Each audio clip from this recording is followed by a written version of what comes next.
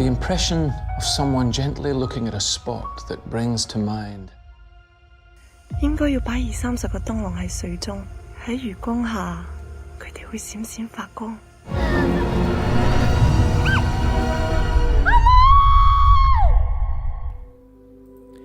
Pada tanggal 8 Desember 1941, Jepang menyerang paksa wilayah Malaya. Kurang dari 2 bulan penjajahan Inggris dipaksa mundur dari wilayah Malaya. Kemudian rakyat Malaya semakin menderita di tangan penjajahan Jepang. Pada tahun 1945, setelah Jepang menyerah, Inggris datang dan berusaha membangun serikat kembali. Tapi pemberontakan komunis rakyat Malaya terjadi untuk menantang peraturan kolonial. Dalam kekacauan tersebut, seorang pria dari Jepang tinggal menyendiri di atas pegunungan Malaya.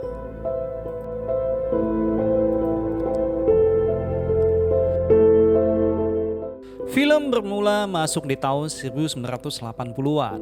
Seorang wanita bernama Yun Ling, statusnya sebagai pekerja pengadilan kejahatan perang. Saat ini, ia bertemu ke rumah teman dekat lamanya yang bernama Frederick. Yun Ling datang untuk melihat semua berkas-berkas lama almarhum orang tua Frederick. Ia juga melihat foto pria Jepang di sisi almarhum. Pria Jepang tersebut bernama Nakamura Aritomo. Yun Ling saat ini seharusnya bisa dilantik sebagai hakim pengadilan kejahatan perang.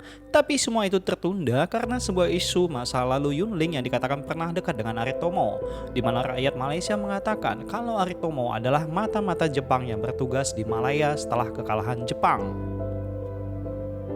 Kisah kembali pada tahun 1951, di mana Yun Ling sudah bekerja di pengadilan kejahatan perang. Ia menemui seorang petinggi Jepang yang berada di dalam penjara yang akan dihukum mati. Ia bernama Kobayashi. Di sini, Kobayashi menitipkan surat terakhirnya untuk anaknya melalui Yun Ling. Tapi Yun Ling menanyakan di mana lokasi kamp tawanan Jepang dulu di saat menjajahi rakyat Malaya. Kobayashi mengatakan ia hanya tahu kalau tempat tersebut bernama Golden Lily. Tapi ia tidak tahu posisi tempatnya, karena tidak hanya tawanan yang ditutup matanya di saat pergi di tempat itu. Tidak terkecuali para penjaga juga ditutup matanya. Hingga kini tidak ada yang tahu di mana posisi lokasinya. Di dalam kantor, di mana Yun Ling melihat berkas bernama Nakamura Aritomo, seorang mantan pengurus Taman Istana Kekaisaran Jepang. Di atas pegunungan, ketika pertama kalinya Yun Ling bertemu ayah kandung Frederick yang bernama Magnus. Tujuan ia datang adalah untuk menemui tempat kediaman Nakamura Aritomo yang berada sebagai pengurus Taman Yugiri. Dan terlihat juga Frederick untuk pertama kalinya berkenalan dengannya. Di pondok kecil di mana Yun Ling berendam di air panas, terlihat juga banyak bekas luka sayatan pada belakang tubuhnya. Ia teringat di mana Yun Hong, adik kandung satu-satunya Yun Ling yang menjadi tawanan Jepang. Yun Hong mengatakan kalau ia tidak suka orang Jepang, tapi ia sangat mengagumi taman indah yang dimiliki Jepang. Ia berharap suatu saat ia memiliki taman seperti itu, di mana pohon pinus tinggi berada di pinggiran sungai. Setiap daunnya bergoyang dengan hembusan angin. Belasan lentera mengambang di atas air, hingga setiap cahayanya menghiasi dalam kegelapan malam. Tapi berbeda dengan keindahan taman Jepang, di sini Yun Hong ditahan ruangan kecil seperti kandang binatang dan diperlakukan hanya menjadi tawanan budak untuk prajurit Jepang. Keesokan paginya, Yun Ling datang di Taman Yugiri, di mana tempat Aritomo tinggal. Terlihat Ah Seong sebagai pembantu rumah. Ia meminta Yun Ling untuk menunggunya. Karena terlalu lama, Yun Ling berkeliling di sekitaran rumah. Tanpa disengaja, ia melihat Aritomo sedang membuat tato pada tubuhnya sendiri. Di perkenalan awal, Yun Ling mengatakan kalau ia tahu kalau Aritomo pernah mendapatkan medali penghargaan sebagai pengurus taman terbaik Kekaisaran Jepang. Singkatnya, Yun Ling menceritakan kalau ia memiliki tanah warisan neneknya di Kuala Lumpur dan ia meminta Aritomo bekerja untuknya dan membuatkan taman miliknya. Ia telah menyiapkan sketsanya, tapi Aritomo langsung menolaknya. Namun Yun Ling bercerita, dahulu sebelum perang terjadi, Ayahnya pernah mengajak ia dan adiknya berliburan di kota Kyoto, Jepang. Ketika mereka memasuki Taman Tenryuji, adiknya Yun Hong sangat tersentuh dengan tamannya hingga ia meneteskan air matanya. Itulah pertama kalinya adiknya jatuh cinta dengan taman Jepang. Namun ketika pulang, tak lama perang terjadi. Ia dan Yun Hong menjadi tawanan seperti wanita lainnya. Ada satu alasan Yun Hong tetap tersenyum bertahan, karena ia memiliki harapan suatu saat ia akan mewujudkan taman impiannya. Namun ketika Jepang kalah, mereka menutupi semua jejak tersebut dan membunuh setiap tahanan. Yun Hong tak berhasil keluar hidup-hidup, terkecuali dirinya. Selama 6 tahun, ia menghabiskan waktu untuk mencari kamp tahanan tersebut, tapi ia tak bisa menemukannya. Hanya ada satu cara yang perlu ia lakukan, yaitu mewujudkan mimpi adiknya dengan membuat taman harapannya. Tapi Aritomo masih tetap menolaknya. Ia mengatakan saat ini ia sangat sibuk dengan Taman Yugiri dan butuh waktu berbulan-bulan untuk menyelesaikannya. Di perjalanan pulang, dengan kekesalan Yunling membuang semua surat-surat yang ada di berkasnya. Hingga keesokannya ketika Yunling pulang ke tempat tinggal kecilnya, terlihat Aritomo sudah menunggunya.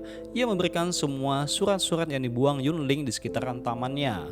Aritomo memiliki rencana lainnya. Mungkin ia tidak bisa bekerja untuk Yunling karena baginya Taman Yugiri terlalu lamban untuk diselesaikan. Namun jika Yunling mau, Aritomo membolehkan Yunling untuk tinggal di tempatnya dan ikut bekerja sambil mempelajari taman yang dibuatnya. Setelah selesai, Yunling akan tahu cara membuat taman seperti dirinya dan mewujudkan taman impian adiknya. 1, 2, 3. Keesokan paginya, tampak Yunling telah bekerja di Taman Yugiri. Aritomo dari belakang melihat bekas luka sayatan Yunling dari balik baju yang dibasahi keringatnya. Hingga beberapa hari kemudian, Yunling tetap sama bekerja untuk memindahkan batuan besar. Setelah selesai, Aritomo dengan mudahnya mengatakan kalau tempat bebatuan tersebut salah dan meminta untuk memindahkannya kembali. What? Yunling yang kesal mengatakan, apa sebenarnya Aritomo tahu posisi tempat bebatuan yang sebenarnya? Apa Aritomo hanya menikmati setiap rasa lelah dari orang lain? Tapi Aritomo tetap santai dan meminta Yunling untuk ikut dengannya. Di balik pintu menghadap taman, Aritomo meminta Yunling apa yang ia lihat di taman tersebut. Aritomo mengatakan, anggaplah pintu ini sebagai bingkai dan taman adalah lukisannya. Kita membawa dunia luar sebagai taman dan menjadikannya seperti kanvas lebih besar. Bagi Yunling, ini seperti pemandangan pinjaman. Ya, dunia luar selalu di sana. Satu-satunya yang bisa mengontrol pemandangan itu adalah bagaimana kita mengatur sudut pandang kita sendiri. Kembali Yunling saat ini, di mana Seong, mantan pembantu Aritomo, sudah bekerja di rumah Frederick. Seong bercerita kalau Aritomo sebagai pengurus taman memang tampak terlihat kasar, tapi baginya dia selalu bersikap adil. Ia juga bercerita beberapa tahun lalu ada 2 biarawati mencari Aritomo. Biarawati itu menceritakan waktu kecil mereka pernah tinggal di biara milik Jepang. Namun sayangnya tempat biara tersebut dijadikan tempat hiburan. Mereka ingin berterima kasih pada Aritomo karena baginya Aritomo sering menyelamatkan gadis-gadis muda dari biara tersebut.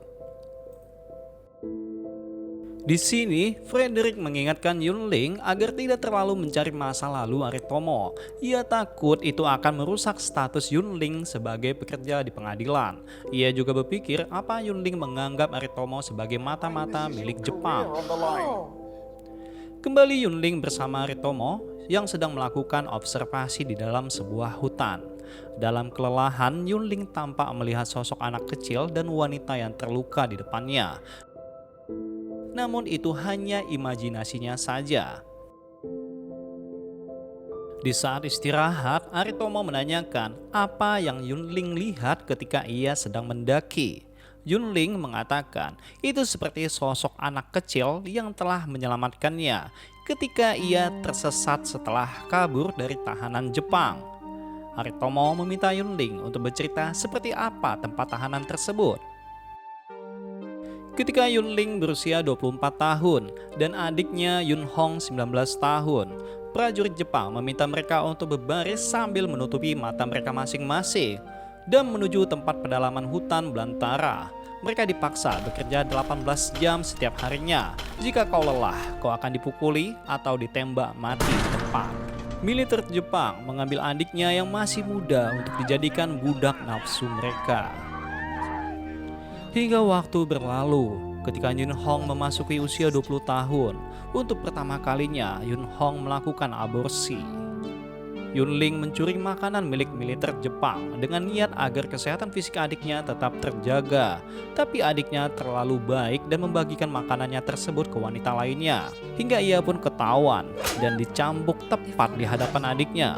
Mereka menjadikan dirinya sebagai contoh untuk tawanan lainnya dan menghilangkan satu jarinya.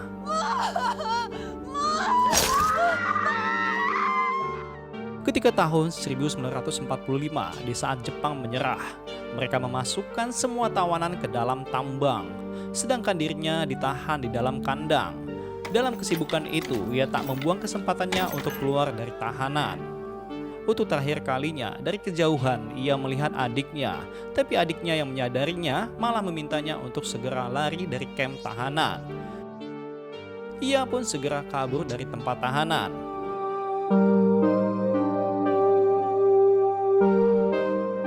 Namun di tengah jalan, ia merasa kalau perbuatannya salah. Yunling memutuskan kembali ke tempat tahanan. Tapi semuanya terlambat. Yunling hanya melihat jejak kobaran api di sekitaran kamp tahanan. Hingga tak lama, ledakan besar datang dari dalam penambangan di tempat adiknya ditahan.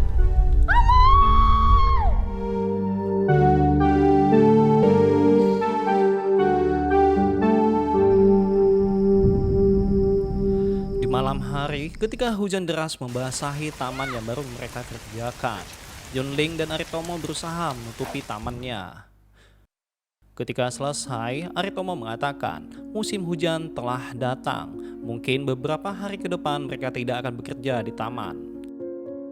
Namun dengan waktu luang tersebut, Aritomo memiliki ide. Ia mau memberikan tato untuk ke seluruh tubuh punggung Yunling dan menutupi bekas lukanya. Semua ide desain berasal darinya. Jika Yunling bersedia, ia akan membuatkannya.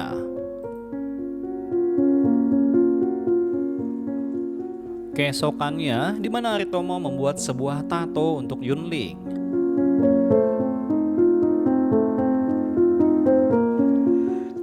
Dalam bayangan Yunling, ia melihat adiknya membuat sebuah lentera di atas air pada kegelapan malam.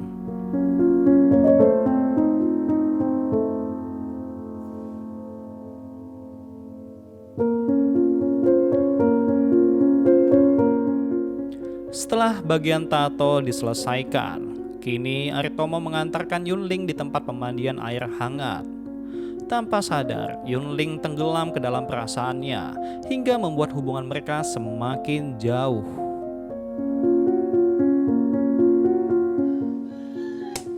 Tapi di satu sisi ia menangis karena perbuatannya sangat bertolak belakang dan kebenciannya selama ini dengan Jepang.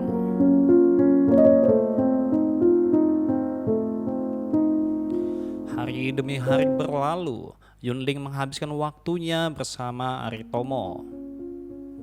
Yunling sangat suka mengingat adiknya layaknya bunga sakura. Dan Aritomo pun menambahkan desain tato bunga sakura pada tubuh Yunling. Setelah semua tato diselesaikan, tampak Aritomo sengaja membuat ruangan kosong di antara gambar lainnya. Ia mengatakan hidup tak pernah selesai dan tak akan pernah ada habisnya. Beberapa hari kemudian, sekelompok agen militer dari Jepang mendatangi kediaman Aritomo. Misi mereka di sini untuk membawa semua jasad militer yang telah gugur selama perang, dan mereka juga membawa surat berisikan permohonan agar Aritomo segera pulang ke negaranya. Tapi Aritomo mengatakan kalau ia harus menyelesaikan tamannya terlebih dahulu. Ketika pagi hari, tiba-tiba pasukan komunis datang di tempat mereka berada. Aritomo dan Yunling berusaha kabur dari kepungan para komunis, tapi sayang tidak berlangsung lama hingga pelarian mereka pun ditemukan. Mereka disandra dan dibawa ke tempat kediaman Magnus. Pasukan komunis menanyakan pada Aritomo di mana letak emas Yamashita yang dicuri dan disembunyikan oleh Jepang. All nonsense. Namun Aritomo membantah karena itu hanya rumor dan omong kosong belaka. Pasukan komunis tak terima dan mengancamnya dengan tembakan. Suasana semakin tegang hingga Magnus pun tertembak. Ketika pasukan komunis meninggalkan tempat, namun nyawa Magnus tak dapat terselamatkan. Sementara Aritomo dalam penyesalannya, ia hanya bisa mencangkul dan mencangkul agar semua pekerjaannya dengan cepat terselesaikan. Ia meminta Yunling untuk segera meninggalkannya. Aritomo tak ingin membuat Yunling semakin menderita jika selalu bersamanya. Tapi Yunling tetap tak ingin meninggalkannya. Nakamura Aritomo. Kembali pada masa Yunling saat ini, ia menghubungi biarawati yang telah mencari Aritomo. Ia mencari tahu informasi tentang Aritomo pada saat itu. Setelah selesai, dia berusaha mencari surat titipan Kobayashi untuk dikirimkan anaknya sebelum Kobayashi dihukum mati. Biarawati itu mengatakan kalau Aritomo menyelamatkan kedua gadis biarawati itu dengan cara menyuap komandannya dengan emas. Di dalam sel, Kobayashi juga mengatakan nama tempat kamp tahanan Yunling dulu adalah Golden Lily. Di sini mereka berpikir apakah emas Yamashita yang dicari komunis adalah Golden Lily. Mereka juga bertanya-tanya apa tujuan Aritomo di tempat ini sebelumnya adalah sebuah misi dari Jepang untuk menemukan tempat lokasi emas Yamashita dan berusaha untuk menyembunyikannya. Jika demikian, kemungkinan besar kalau Aritomo tahu lokasi kamp tawanan di mana Yunling dan Yunhong ditahan.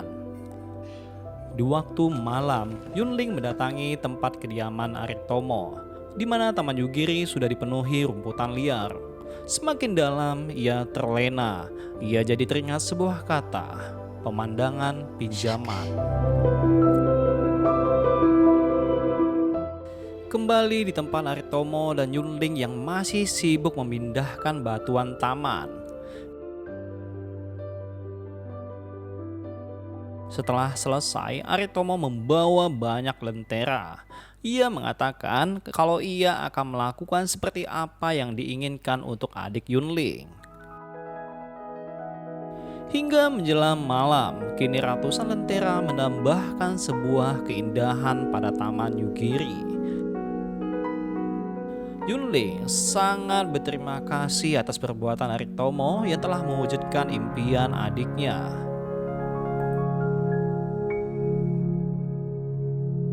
Keesokan paginya, ketika Yunling terbangun, Aritomo mengatakan kalau ia akan melakukan jalan-jalan santai. Setelah Yunling bangun dari tempat tidurnya, terlihat dari kejauhan Aritomo menatapinya. Hingga ia memasuki kedalaman hutan. Hingga beberapa jam waktu berlalu, tanpa tidak ada tanda-tanda kedatangan Aritomo, Yunling sudah menyadari kalau Aritomo telah meninggalkannya. Sementara di rumah Frederick, di mana Yunling saat ini, ia mengambil peta dan memasukkannya ke dalam kamarnya. Hingga Frederick pun datang. Dan ia tidak lupa meminta Frederick untuk segera memasuki kamarnya. Di sini, Frederick sangat kaget. Ia baru mengetahui kalau Yunling memiliki tato di belakang punggungnya.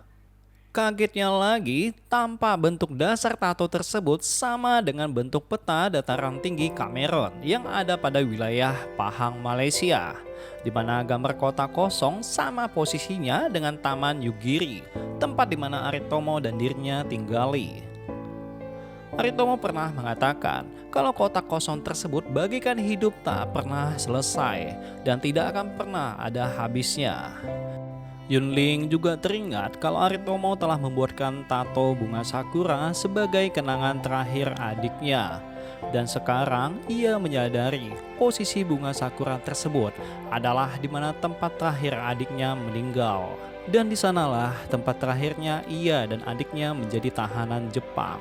Tempat itu bernama Golden Lily. Ia telah menyadari demi dirinya Aritomo telah mengkhianati negaranya. Alasan kenapa Aritomo tidak langsung memberitahukannya karena semuanya membutuhkan waktu. Aritomo takut dengan waktu singkat bersamanya, Yunling tidak akan siap menerima semua kebenarannya.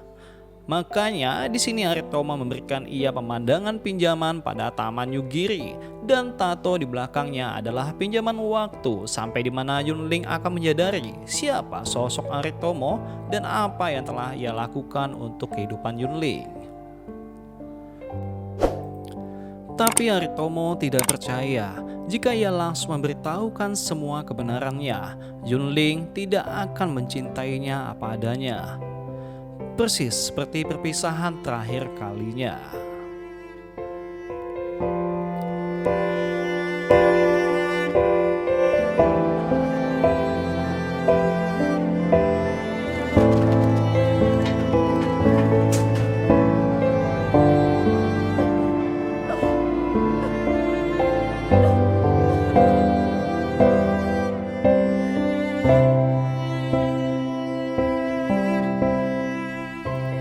Keesokan paginya sebelum kembali ke kota, Yunling mendatangi Taman Yugiri. Sebagai kenangan terakhir kalinya ia melihat wajah Aritomo ketika meninggalkannya.